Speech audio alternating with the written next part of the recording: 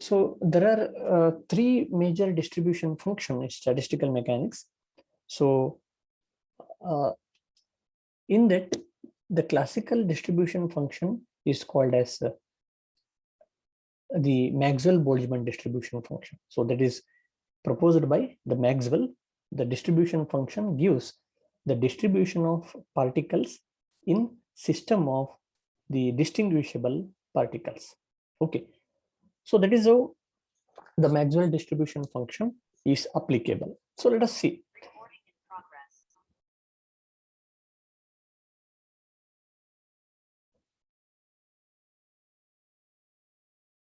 Okay.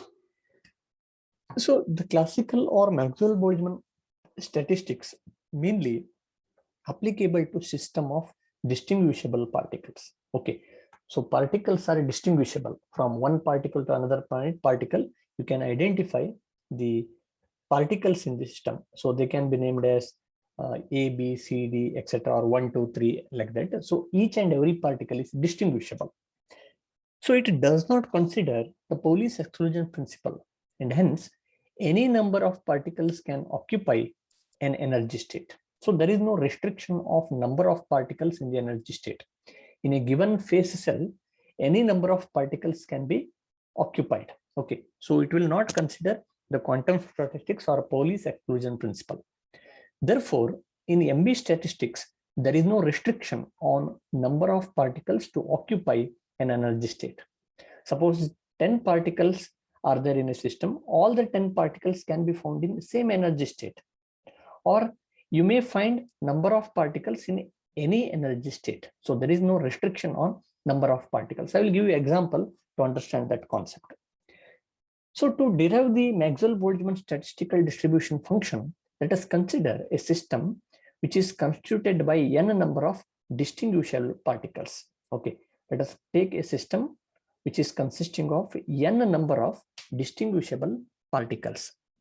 Let n1, n2, n3, so on up to ni be the number of particles with energies E1, E2, E3, and Ei respectively. That means in energy state E1, there are n1 number of particles.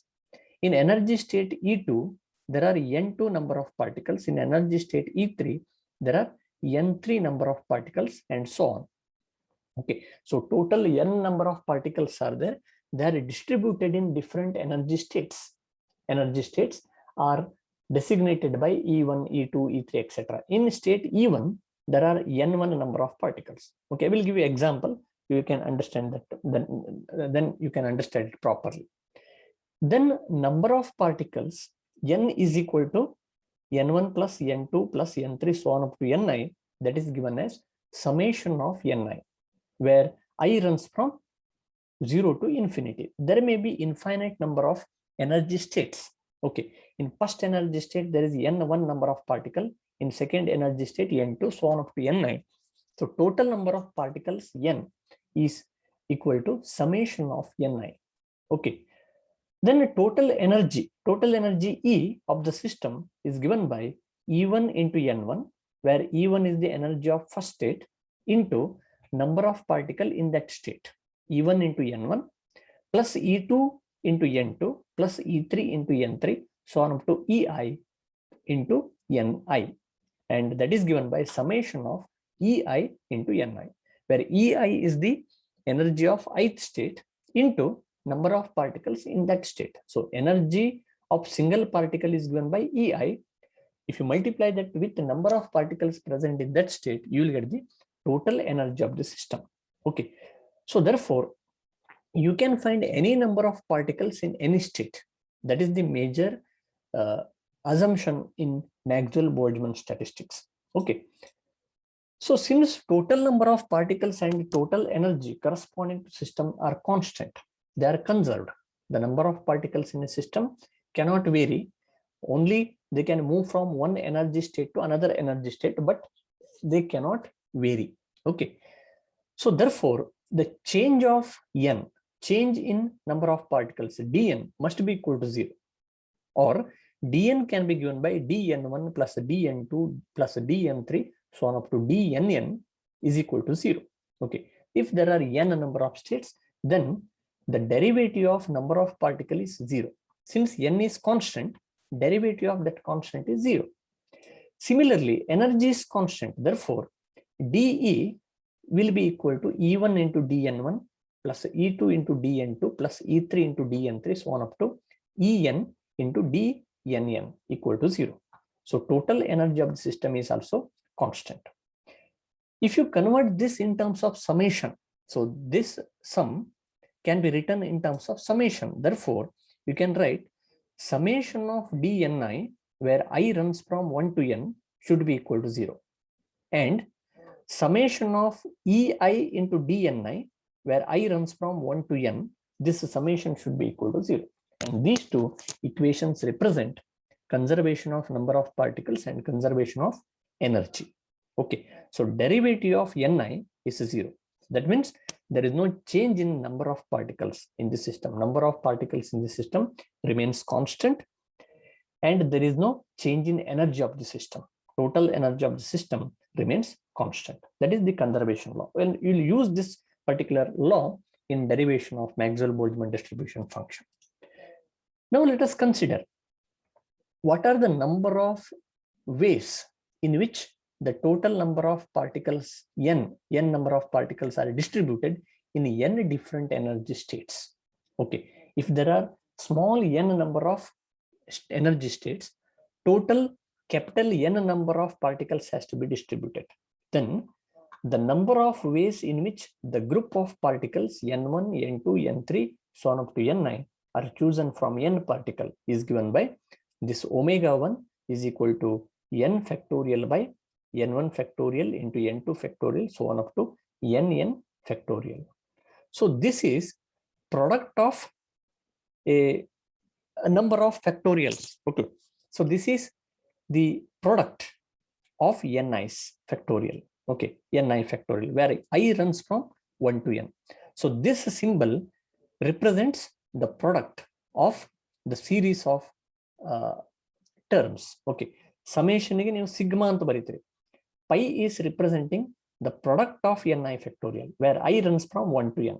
n1 factorial into n2 factorial, so on up to nn factorial. So this can be understood by considering a simple example. Let us consider a simple example.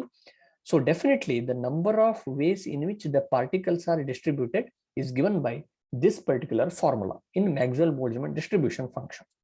Okay, this represents the different possible ways of arranging n number of distinguishable particles so that ni particles are present in ith macro state. The above relation is according to the permutation. Okay, so just I will give you example to prove this particular formula. So just you take the example of 3 particles. Let us consider 3 particles A, B, C, and 2 cells are there. Okay, so 4 different combinations are possible. First combination is 3 particles in first cell, no particles in the second cell. You apply the formula. What are the different number of ways you can distribute 3 particles in one cell, no particles in the other cell? Then the distribution is omega 1 equal to n factorial by n1 factorial, n2 factorial, so on up to nn factorial. And here total number of particles is 3, n equal to 3, it is 3 factorial. The number of particles in first cell is 3, it is 3 factorial. Number of particles in the second cell is 0, it is 0 factorial. We know that 0 factorial is 1, factorial 0 is 1. So it is 3 factorial by 3 factorial, which is going to be 1. So only one possible distribution is there. Second case, 2 particles in first state, 1 particle in the second state. There are 3 possible combinations. So 3 different ways in which the particles can be distributed. So according to this formula, n factorial divided by n1 factorial into n2 factorial, so on up to nn factorial. So total number of particles is n is 3, so it is 3 factorial. In the first cell there are 2 particles, it is 2 factorial into 1 factorial. So 1 is representing 1 particle in the second cell. So it is 6, 3 factorial is 6, 2 factorial is 2, so 6 by 2, 3. So there are 3 possible ways. So A, B, C, B, C, A, C, B. So 3 possibilities are there. Similarly, one particle in first cell, two particles in the second cell. Three possible ways are there. Definitely you will get that. And similarly, last possibility, zero particle in the first cell, all three particles in the second cell. Again, you will get one way to distribute that, only one way. So totally there are 8 ways. Therefore, total number of microstates is given by number of cells to the power number of particles. Okay, number of cells is 2 to the power 3. So total 8 different possible microstates are possible. Microstate is ಬರ್ತದೆ. ಪ್ರತಿಯೊಂದು macrostate ಗೆ number of ways is given by this particular formula. Okay, so that can be understood easily. Let Ni particles have to be arranged in Gi number of microstates with equal probability. Then the number of ways in which Ni particles could be distributed in the Gi microstate is given by Gi to the power Ni. So in the previous example, it is 2 to the power 3. Total 8 ways are there. Okay. Therefore, considering all n microstates, the total number of arrangements will be omega 2 is equal to G1 to the power n1, G2 to the power n2, G3 to the power n3, so on up to Gn to the power n. So it is a product of Gi to the power ni, where that product runs from I equal to 1 to I equal to m. So this is the number of ways in which the particles are distributed in different microstates. The previous omega 1 represents the macrostate. So therefore, by combining these two, what are the total number of ways in which particles are distributed? That is given by, therefore, the total number of ways in which n particles could be distributed in n different state is given by omega equal to omega 1 into omega 2. What is omega 1?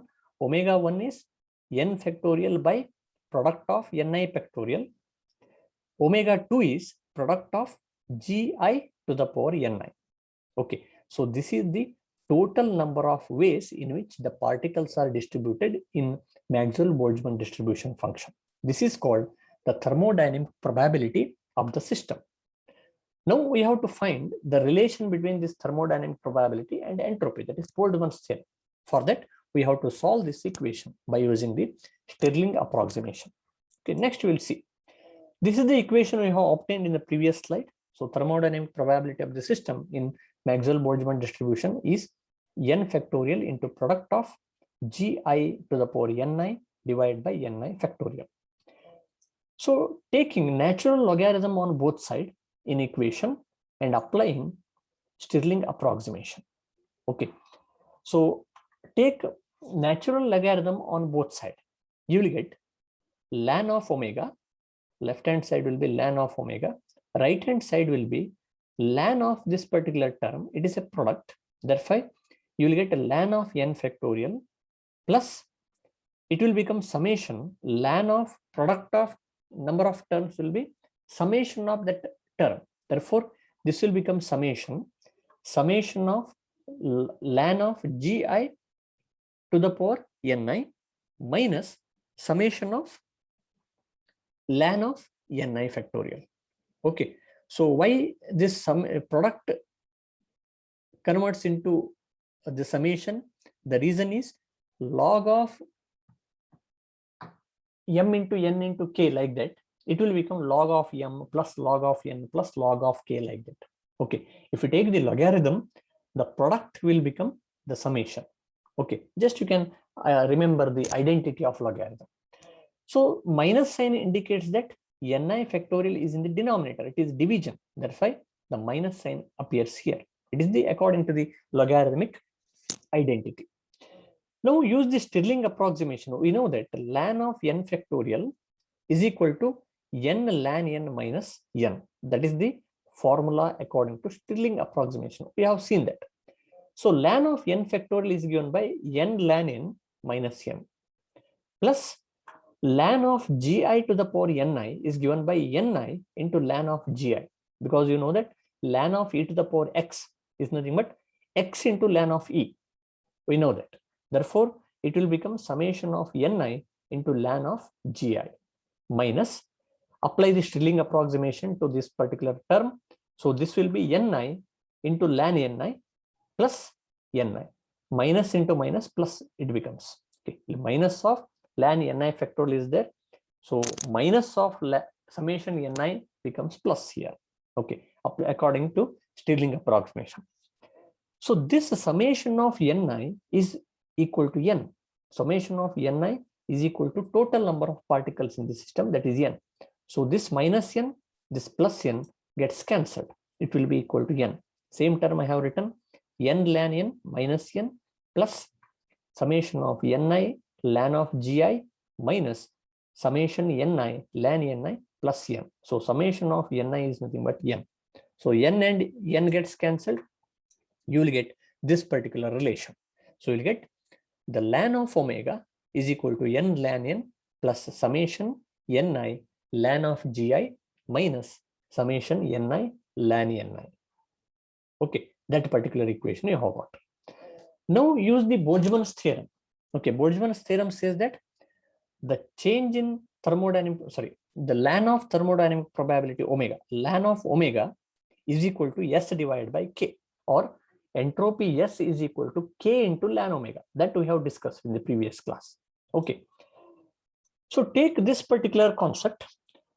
For most probable distribution or equilibrium distribution, the entropy S is equal to K ln omega of the system should be maximum. Okay.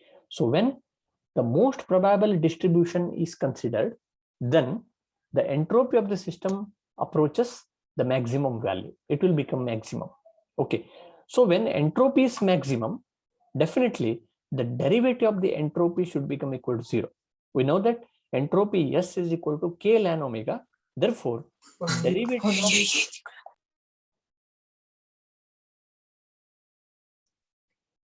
derivative of entropy should be equal to K into derivative of ln omega, because K is a Boltzmann constant, which is a constant, that is equal to 0. So K into derivative of ln omega should be equal to 0. In the previous slide, we have obtained the expression for ln omega in terms of the number of particles. So therefore, the derivative of ln omega should be equal to 0 for the most probable distribution. Okay. Consider that case. So it implies that derivative of ln omega, that is nothing but the derivative of N ln N plus summation of Ni ln of Gi minus summation of Ni ln Ni equal to 0. Okay. So derivative of this particular term with respect to Ni should be equal to 0, because omega is a function of Ni. Okay. Therefore, the above equation is nothing but it is a derivative with respect to Ni. Partial derivative with respect to Ni should be equal to 0. So simplify this. So derivative of N ln N is 0 because total number of the particle N is constant. It is a constant term. That's why derivative of this term is 0. Take the derivative of the second term. So we have to differentiate this with respect to Ni, where Gi is constant, number of states is constant. Therefore, this term becomes ln of Gi, summation of ln of Gi, because Ni is the variable with respect to that Ni, we have to differentiate. Derivative of Ni with respect to Ni is 0. Sorry, that is equal to 1. So this becomes summation of ln of Gi. Then differentiate this equation. So it is a product of two terms. Use the product rule of differentiation. You will get ln Ni into dni. Okay, into dni you will get, and Ni into derivative of ln of Ni. Derivative of ln of Ni is, it is equal to 1 by Ni. Ni and Ni gets cancelled, and that is equal to 1. But that is very, very small compared to the Ni term. That's why that is neglected. Okay. So you will get ln of Ni into dou Ni. So ln of Gi into dou Ni minus ln of Ni into dou Ni equal to 0. The last term that comes out to be 1, which is neglected since Ni is very, very large compared to 1. That's why it is neglected. So we have got this particular relation, that is summation of ln Gi minus ln Ni into dou Ni should be equal to 0, where summation runs from I equal to 1 to I equal to n. Here Gi and n are constants, where Gi is the number of states present, n is the total number of particles. So this equation you have got. Okay. Next you will see, by using Lagrange method of undetermined multipliers. Okay, we'll multiply the conservation loss equation by minus alpha and minus beta respectively. We'll multiply the summation of dni equal to 0, this equation, by minus alpha, and we'll multiply this equation by minus beta, where alpha and beta are non-zero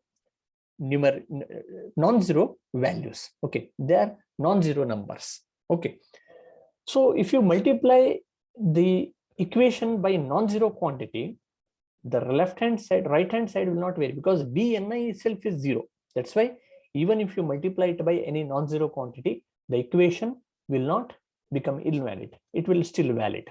Okay, so then we'll get this equation as minus alpha into summation of dni equal to 0 and minus beta into summation of ei dni equal to 0. You add these two terms to the above equation. Okay, above summation. So it is adding these two terms, means it is adding zeros. Zero add madadanga, because these equations are equal to 0. Therefore, if you add these two summations to the above equation, it will not alter the total result, because this equation is also having the left hand side 0. This equation are also having the right hand side 0. Right hand side 0. So therefore, you will get summation of ln gi minus ln of ni into dou ni minus alpha into summation of dni minus beta into summation of ei dni equal to 0. Okay, so take the total summation. You will get total summation of ln of gi minus ln of ni minus alpha minus beta into ei into dou ni equal to 0, where dou ni is constant. That is a common factor in all the summation that is taken out. You will get ln of gi minus ln of ni minus alpha minus beta ei into dou ni equal to 0. Since this alpha and beta are constants, gi is constant. Therefore, if summation has to be 0, summation 0 agabekandre, each and every term in the summation should be 0. Then only that is possible, because alpha is constant, beta is constant, ei is constant, gi is constant, only ni is variable. That's why, in order to validate this equation, each and every term in the summation should be 0. Okay, the unknown constants alpha and beta are to be determined such that the term in the bracket vanishes for all the values of I. Each and every term in the summation should be 0. That means each and every term, ln of gi minus ln of ni minus alpha minus beta into ei should be 0. So this particular term must be 0. Okay, then rearrange. So you can rearrange the terms. So therefore, ln of ni is equal to ln of gi minus alpha minus beta into ei, or ni is equal to gi into e to the power minus alpha minus beta into ei. So I have converted this logarithmic equation into exponential form. Okay, so I have taken anti-log on both sides. Anti-log of this one, anti-log of ln of ni is ni, anti-log of ln of gi is gi, anti-log of this minus alpha minus beta ei is exponential to the power minus alpha minus beta into ei. Okay, so therefore you will get total number of particles in the system is always given by number of states into the distribution function. So that is the common formula, where f of ei is called as distribution function. So just you look at the equation, total number of particles in ith state is equal to total number of microstate in that particular ith state into the distribution function. Okay, that is the common formula. We have discussed this particular quantity while discussing the distribution function and density of states. Here, ni represents total number of particles, gi represents the density of states into distribution function. This equation is always true. Total number of particles equal to density of states into distribution function. Therefore, f of ei, if you compare these two equations, f of ei is equal to this exponential term. The function represents the ratio of number of particles to the number of states in which they are distributed. So therefore, f of ei is equal to ni by gi. Also, it gives the average number of particles per microstate of the system. Therefore, the function f of ei is equal to ni divided by gi, that is equal to e to the power minus alpha minus beta into ei. This is called as Maxwell-Boltzmann distribution function. It is called Maxwell-Boltzmann distribution function, which applies to the system with spin-less distinguishable particles, okay, such as gas molecules, air, different number of particles, distinguishable particle, but which should be spinless, or all classical particles are obeying this Maxwell-Boltzmann distribution function. Then what are the values of this alpha and beta? Let us see that, and let us stop there. It can be proved that the value of beta is equal to 1 by kt. Okay, so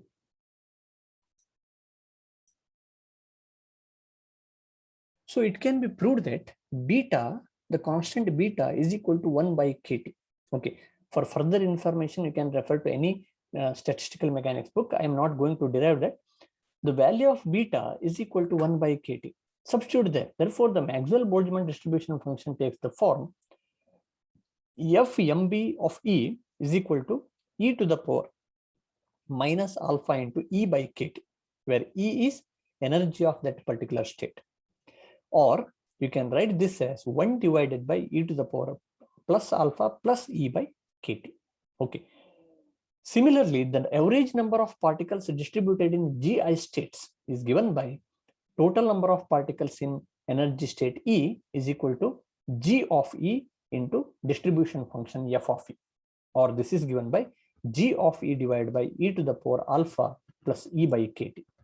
So these equations represents the condition according to which the number of spin-less distinguishable particles are distributed in the available states. This is called as classical statistics or Maxwell-Boltzmann statistics. Okay, so this is applicable to dilute gaseous system and to free electrons in the conduction band of the semiconductors at finite temperature. So this distribution function applies the dilute gaseous system and the free electrons in the conduction band. Okay, in accordance with the classical free electron theory, you are going to study the conduction process. There you are going to use this Maxwell-Boltzmann distribution function. Okay, so finally, you can remember the Maxwell-Boltzmann distribution function is f mb of E is equal to 1 divided by e to the power alpha plus e by kt, where alpha is a constant, E is energy of the state, K is Boltzmann constant, T is the temperature, absolute temperature. And average number of particles distributed in gi state, in any energy state, is given by total number of particles n of E is equal to density of state g of E into distribution function f of E, or that is equal to g of E divided by e to the power alpha plus e by kt. So this is about the Maxwell distribution, Boltzmann distribution function.